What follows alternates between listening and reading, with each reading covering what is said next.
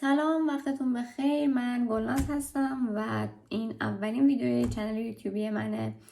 ما قراره که اینجا در مورد اپلای، پروسه اپلای و مصاحبه و چالش‌هاش با هم دیگه گپ و گفتگو داشته باشیم.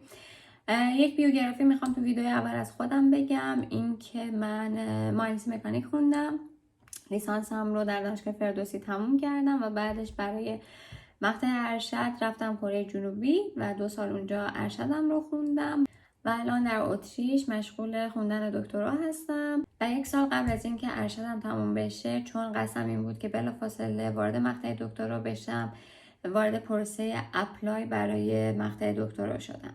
تو این مسیر با چالش‌های متفاوتی مواجه شدم، از چالش اپلای کردن، پوزیشن پیدا کردن، کاور لتر نوشتم، موتیویشن لتر نوشتم و مصاحبه کردن و بعد تصمیم گرفتم که حتما بعد از اینکه پروسه اپلایم تموم شد این نکات رو در اختیار کسایی قرار بدم که الان در اول مسیری هستن که من 1 سال پیش اونجا وایساده بودم.